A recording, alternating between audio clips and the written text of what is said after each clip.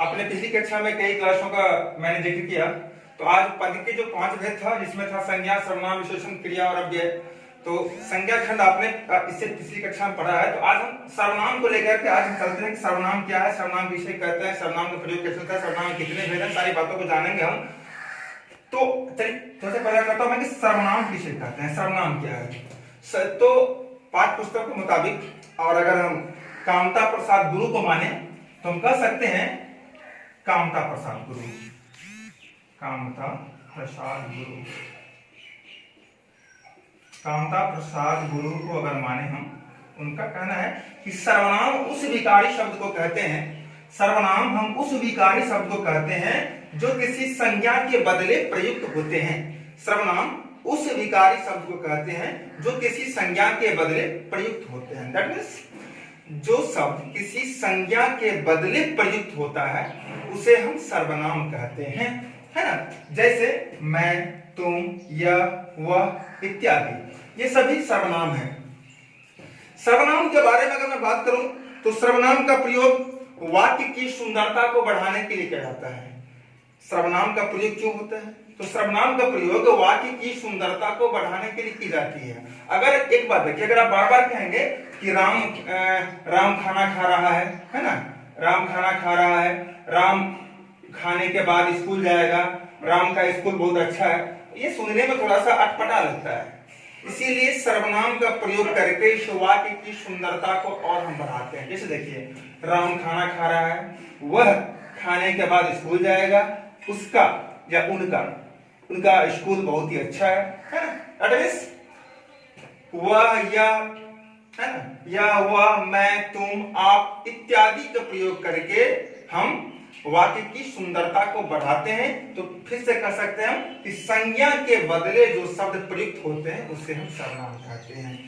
अगर आप कामता प्रसाद को माने तो सर्वनाम मुख्यतः मात्र 11 है।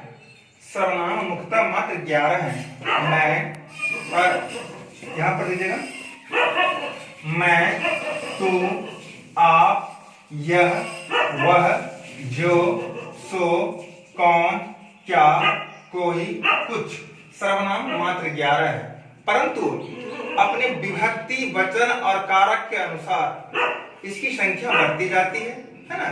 जैसे मैं का हम हो जाता है, हम लोग हो जाते हैं, तुम में, तुम, आप लोग इत्यादि बहुत सारी बातें हो जाती हैं। तो इसकी संख्या बढ़ती है, लेकिन बढ़ती है कब? वचन, कारक और विभक्ति के अनुसार ये संख्या बढ़ती है। लेकिन अगर सर्वनाम को माने तो मुख्यतः 11 ही है। अब है सर्वनाम के भेद। सर्वनाम में कितने भेद हैं? तो सर्वनाम के मुख्य 6 भेद हैं। सर्वनाम के मुख्य 6 भेद हैं। पुरुषवाचक सर्वनाम, निश्चयवाचक सर्वनाम, अनिश्चयवाचक सर्वनाम, संबंधवाचक सर्वनाम, प्रश्नवाचक सर्वनाम और निजवाचक सर्वनाम। फिर से देख लीजिए एक बार। पुरुषवाचक सर्वनाम, निश्चयवाचक सर्वनाम, अनिश्चयवाचक सर्वनाम, संबंधवाचक सर्वनाम, प्रश्नवाचक सर्वनाम और निजवाचक सर्वनाम।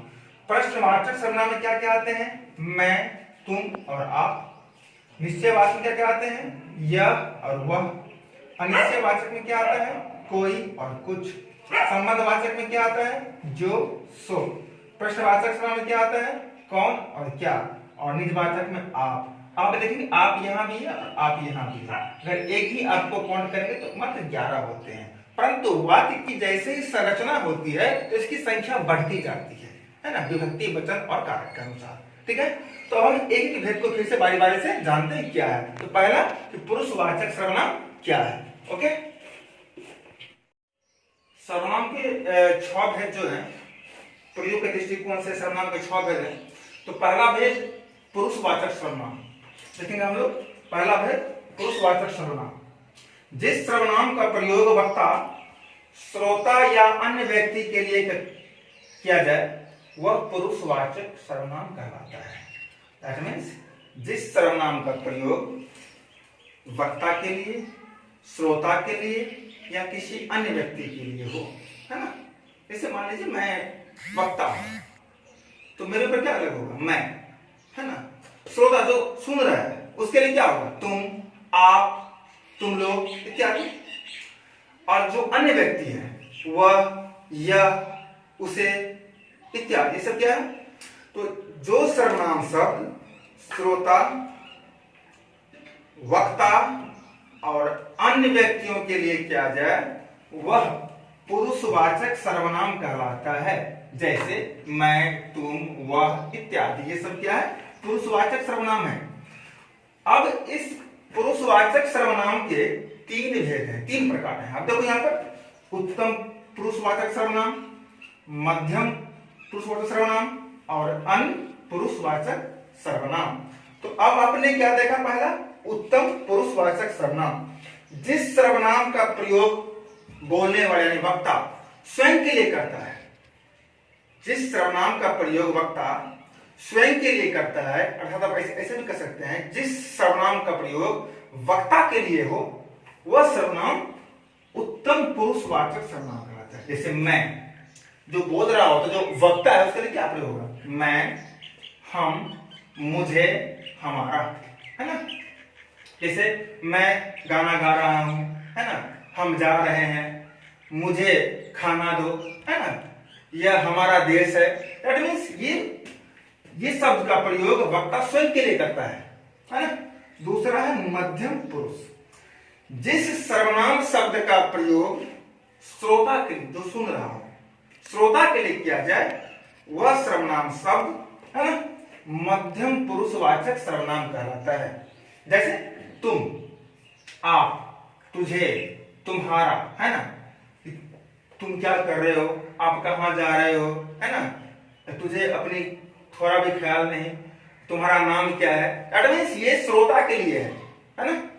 तो जिस सर्वनाम शब्दों का प्रयोग श्रोता के लिए किया जाए वह मध्यम पुरुषवाचक सर्वनाम कहलाता है। अब है अन्य पुरुषवाचक सर्वनाम। ये सर्वनाम शब्द अन्य व्यक्तियों के लिए प्रयोग किया जाता है, जो सामने हो या फिर दूर में हो। जैसे वह मुझे कल डंडे से मारा था, उसने मुझे गाली दी थी, वह, ये, वे, ये सब शब्द क्या है? अन्य पुरुषवाचक सर्वनाम है। तो आपने देखा कि पुरुषवाचक सर्वनाम के तीन भेद हैं, उत्तम पुरुष, मध्यम पुरुष, अन्य पुरुष। उत्तम पुरुष में क्या है? मैं, हम, मुझे, हमारा। मध्यम पुरुष में तुम, आप, तुझे, तुम्हारा। अन्य में यह, ये, वह, वे इत्यादि। ओके।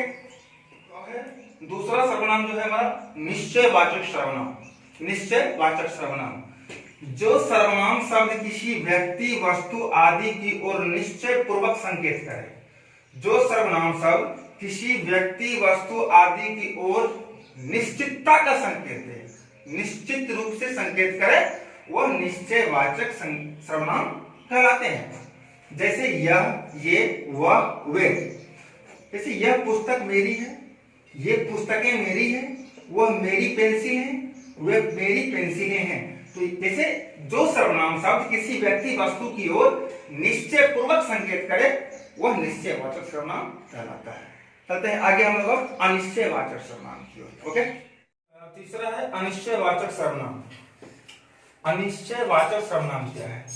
जो सर्वनाम शब्द किसी निश्चित व्यक्ति या पदार्थ का बोध नहीं कराता। आपने पिछली कक्षा में पढ़ा, पिछली में पढ़ा है निश्चयवाचक में, जो निश्चित पदार्थ या वस्तु को बोध कराता है, परंतु इसमें क्या है? वह निश्चित वस्तु या पदार्थ का बोध नहीं कराता है, वह अनिश्चयवाचक सर्वनाम कहलाता है। फिर सुन लीजिए, जो सर्वनाम शब्द किसी निश्चित व्यक्ति या पदार्थ का बोध नहीं कराता है वह अनिश्चितवाचक सर्वनाम कहलाता है। जैसे मान लीजिए कोई, कुछ, कहीं इत्यादि। आप बताइए मुझे, अगर आप कोई बोलेंगे कि बाहर कोई खड़ा है, खड़ा तो है कोई, लेकिन बाहर कोई खड़ा है, तो कोई मीन्स क्या हुआ?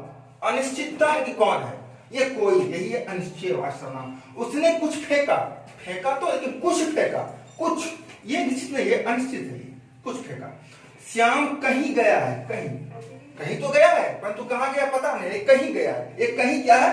अनिश्चयवाचक है। दैट मींस कोई, कुछ, कहीं इत्यादि जो सर्वनाम शब्द किसी निश्चित व्यक्ति अपराध का बोध नहीं कराता है वे अनिश्चयवाचक सर्वनाम कहलाता है। चलिए अगला कस्म है भेद चौथा पे संबंधवाचक सर्वनाम। संबंधवाचक सर्वनाम परस्पर संबंध बतलाने के लिए जिन सर्वनामों का प्रयोग किया जाता है संबंधवाचक सर्वनाम कहलाता है।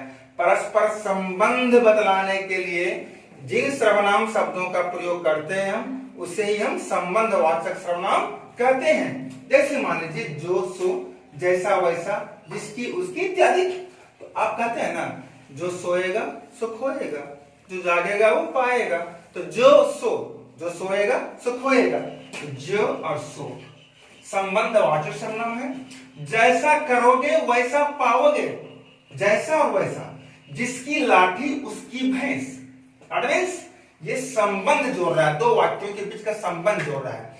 जो सर्वनाम शब्द है ना संबंध बतलाने के लिए प्रयोग होता है, संबंध स्थापित करता है, उसे हम संबंधवाचक सर्वनाम कहते हैं। ओके, अब पांचवा है प्रश्नवाचक सर्वनाम। जिस सर्वनाम शब्द से किसी प्रश्न का बोध हो, ऐसा सर्वनाम शब्द जिससे किसी प्रश्न का बोध हो, उसे हम प्रश्नवाचक सर्वनाम कहते हैं। ये सर्वनाम जो है, प्रश्नवाचक सर्वनाम जो है, ये सर्वनाम संज्ञा शब्दों के स्थान पर भी आता है और वाक्य को प्रश्न में भी बदलता है।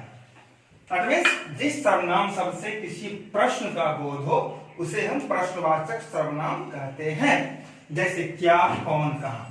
तुम्हारे घर कौन आया है, तुम्हारे घर कौन आया है, कौन, ये प्रश्न पूछा गया है, ये प्रश्नवाचक सर्वनाम है।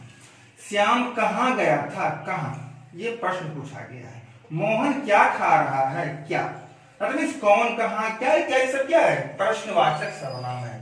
तो जिन सर्वनाम शब्द से किसी प्रश्न का बोध हो, उसे हम प्रश्नवाचक सर्वनाम कहते हैं। लास्ट हमारा है निजवाचक सर्वनाम।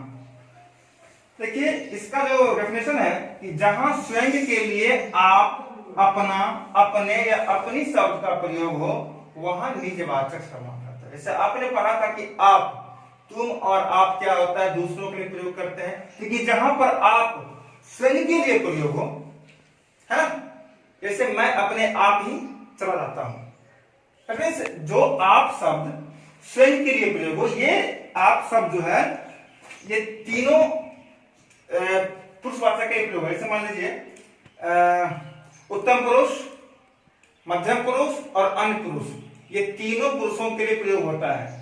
तो फिर देखिए जहां स्वयं के लिए आप, अपना, अपने, अपनी शब्द का प्रयोग हो, वहां निजवाचक सर्वनाम का बोध होता है।